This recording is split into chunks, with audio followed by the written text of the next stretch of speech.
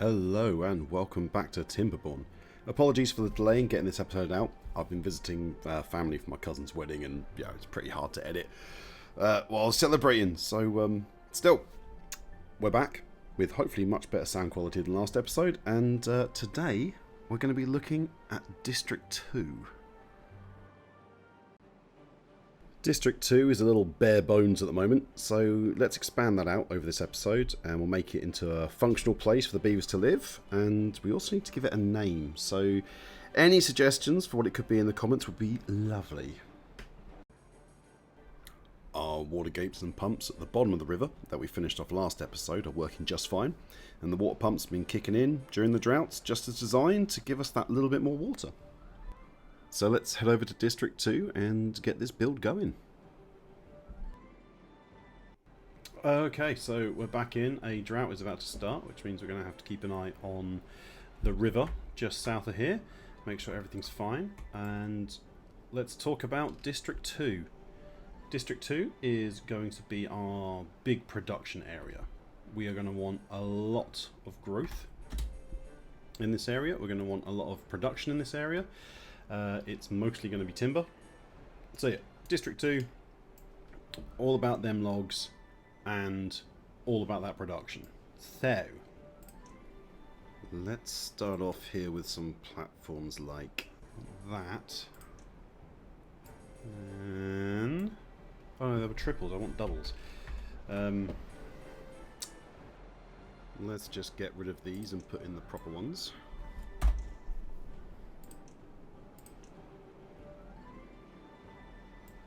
These platforms are going to be the base for our water wheels to turn, so they need to be one block below the surface of the water, so that the bottom half is in the water and the top half is out of the water, so that they can turn and generate as power.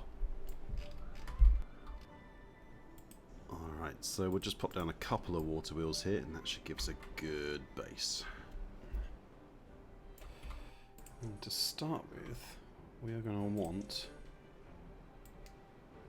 a platform that walks all the way around so we can build this.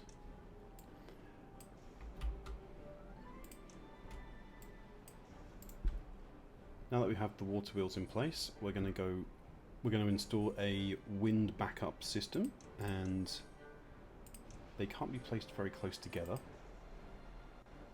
So if we leave two tiles between each base, and therefore each windmill, they should be spread out just fine. We also need to put platforms between the towers so that we can run power shafts between the windmills and link them all together, so that we can then channel the power through the windmills, through the water wheels, and then into the production buildings so that they can produce the things we want them to produce.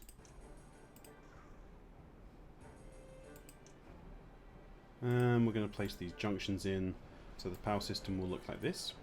So this is going to be our general power generation center. We are going to plug this directly into the production workshops, but for the short term we're going to have to remove these two bars so that the beavers have the opportunity to actually walk past them to build the rest of the structure.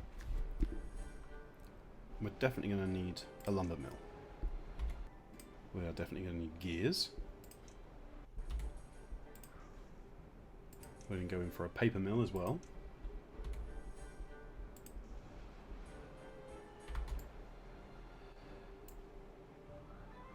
And if we look at metal,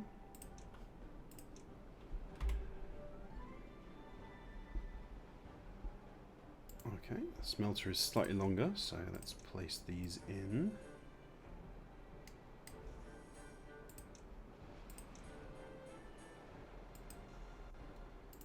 Smelter, and because we want to do some terraforming later on, we're going to add an explosives factory as well. The explosives factory allows us to remove blocks, which will be useful later for creating some more reservoirs and dams.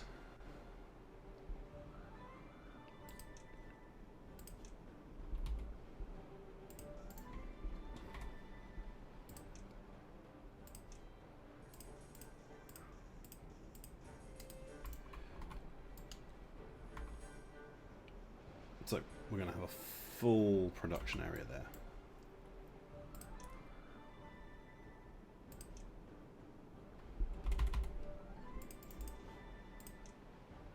We're going to put in huge storage for planks because they're going to be quite necessary.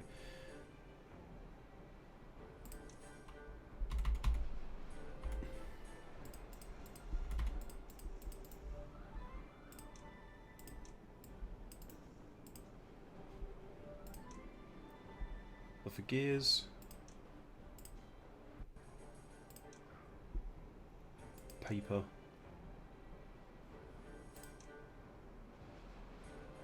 explosives, let's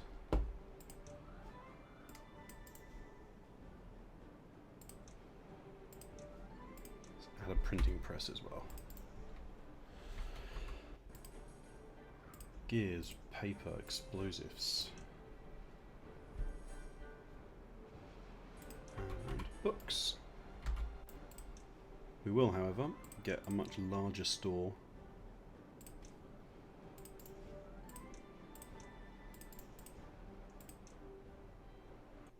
for metal blocks.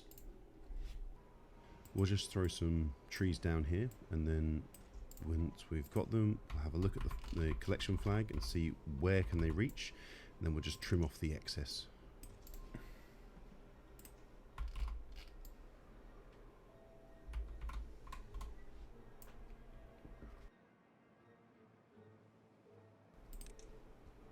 We'll then just fill in most of this area here with trees. Make sure we leave room for that little path. And that should give us a huge amount of lumber going forward.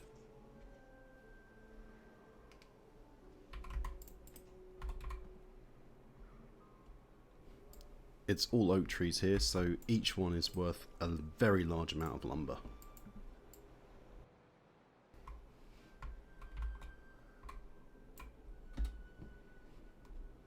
I think that will handle it quite nicely.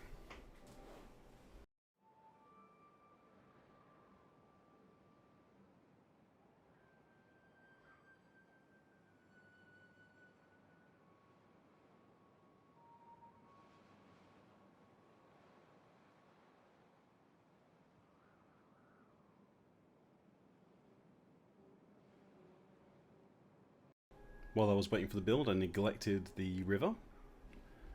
So let's put these up to 1. Still pumping though. So absolutely not out of water. As we release the river here, and we let it flow back through, I think the potatoes are fine, the carrots are fine, and it's just some of the berries that need replacing. So yeah, it's been okay. We caught it just in time. We've actually got 13 unemployed beavers here. This district is full. Well, over here in District 1, we've got a lot of beavers with nothing to do. So we're going to employ these beavers over this side by building 2 working huts. That should be enough for 8 workers. And then we're also going to need to house them. So let's throw down a few platforms to cover the area. Give us a nice base for our next lodge. I have to use a double height one there. And then we can go ahead and drop in the triple lodge on that base, facing towards the pathway that we had built before. So it's instantly connected. And the beavers can go straight in the second it's finished building. We'll pop a roof on, because that will also help with the aesthetics and raise the morale of the beavers living there.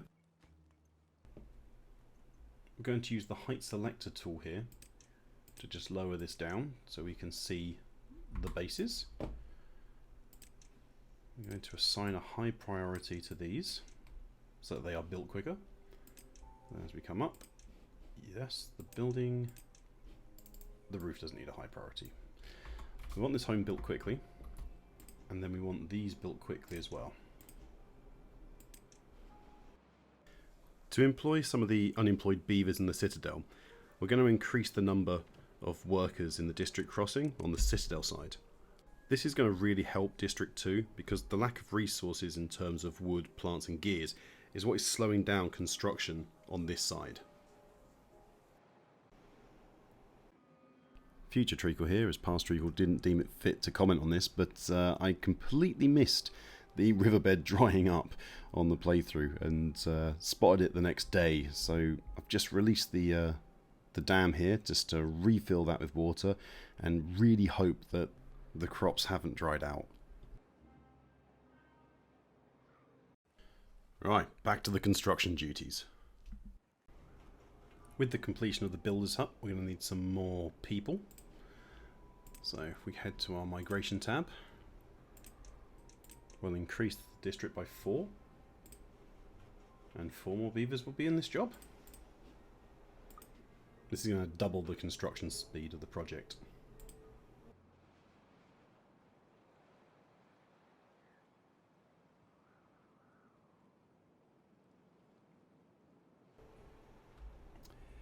It appears we have a bit of a food problem. I think that was due to me not watching the river carefully enough in the last drought and allowing some crops to die. We may have a death wave on our hands. The beavers will come back. Still plenty of beavers in this area, and by the time we get some more food in, it will be fine. What we are going to do to help with the food situation is to start growing food in this district. We're going to grow wheat, and we're going to turn this wheat, hopefully, to some very, very tasty bread. I've just changed my mind slightly. We're going to put a small patch of carrots at the front, just to stave off the short-term hunger problems. The gristmill has the ability to grind all of the wheat into flour. And the wheat flour does require the use of a... just pop some platforms in here. So the gristmill requires to be hooked up to power, which is why we have the power shaft here connecting the water wheels and the windmills straight onto the gristmill.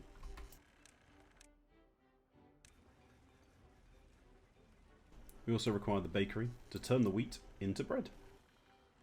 Wonder how long the drought is going to be this time. 19 days of drought. Okay, we're really going to have to watch the river now, because the water is definitely going to disappear. So, I've just spotted some idiocy for myself. If you look at the power, these windmills are all connected together, and they connect through to this water wheel, which is connected to nothing.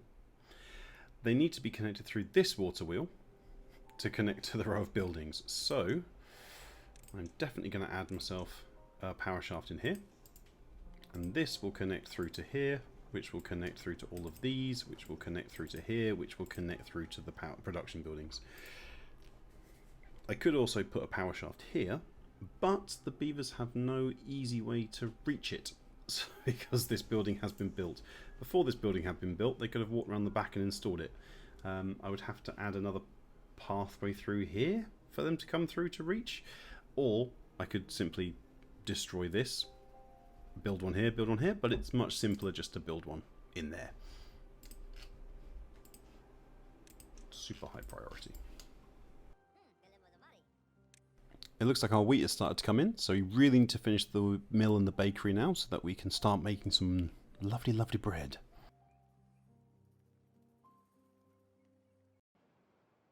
Looking how we have the number of jobs growing day by day, just put in the infrastructure here so that we can put another triple lodge in. We're not going to build it straight away because we don't want the people right now, but when we do, we can plop it straight down. We really want to get the smelter working as quickly as possible, because if you've noticed, the one major thing missing from this district is water storage. And I don't want lots of small water storage, I want to go with the large tank. But for that, we need lots of planks, lots of gears, and lots of metal blocks. We're just adding in here a emergency water pump, so we're going to extend up the path and drop it down a level so that this water pump will be underwater when the river is full. And just like at the bottom end of the river, this pump is designed to not be active when the river is full, but when the water level drops, it will become active and it will reach the bottom to be able to pump up more water as we need it.